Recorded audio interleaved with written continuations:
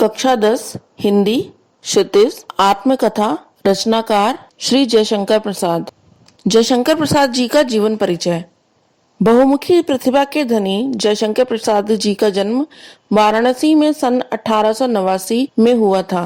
ये काशी के प्रसिद्ध क्वींस कॉलेज में पढ़ने गए, परंतु विकट परिस्थितियों के कारण इन्हें 8वीं कक्षा में ही पढ़ाई छोड़नी पड़ी। इन्होंने घर पर ही संस्कृत, हिंदी, फारसी आदि का अध्ययन किया। इन्हें छायावाद का प्रवर्तक माना जाता है। जीवन की विषम परिस्थितियों में भी इन्होंने साहित्य की रचना करी। इन्होंने उपन्यास, कहानी, नाटक, निबंध एवं कविता आदि की रचना की। इनकी कामायनी छायावाद की सर्वश्रेष्ठ रचना मानी जाती है। इसके लिए इन्हें मंगल प्रसाद पुरस्कार भी दिया गया।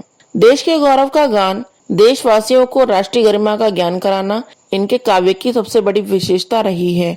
इनके काव्य में राष्ट्रीय स्वाभिमान का भाव भरा हुआ था। इनकी रचनाओं में श्रृंगार एवं करुणा रस का सुंदर प्रयोग मिलता है। इनकी मृत्यु सन 1937 में हुई।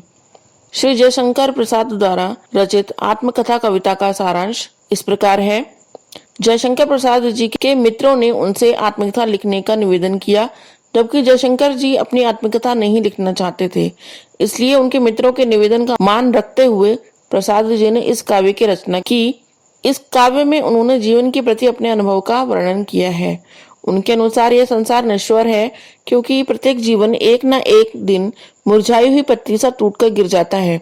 उन्होंने इस काव्य में जीवन के यथार्थ एवं अभाव को दिखाया है कि किस प्रकार हर आदमी कहीं न कहीं किसी चोट के कारण दुखी है, फिर चाहे वो चोट प्रेमिका का ना मिल पाना हो या फिर मित्रों के द्वारा धोखा खाना हो।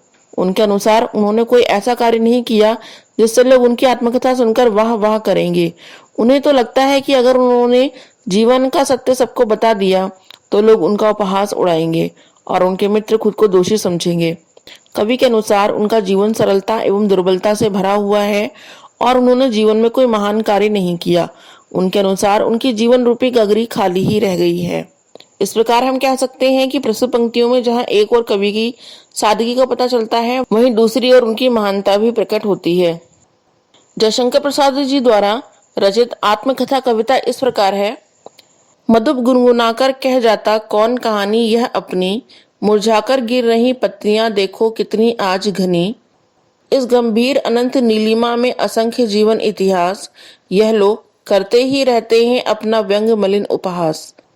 तब भी कहते हो कह डालूं दुर्बलता अपनी बीती, तुम सुनकर सुख पाओगे देखो यह गागर रीति।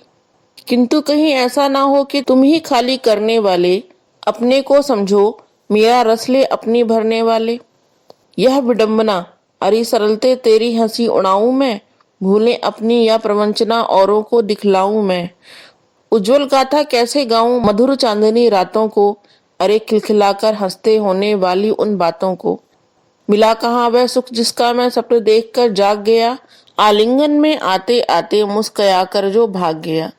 जिसके अरुण कपोलों की मतवाली सुंदर छाया में, अनुरागनी उषा लेती थी निज सुहाग मधुमाया में। उसकी स्मृति पाथेय बनी है थके पथिक की पंथा की, सीवन की उधेड़ कर देखोगे क्यों मेरी कंथा की।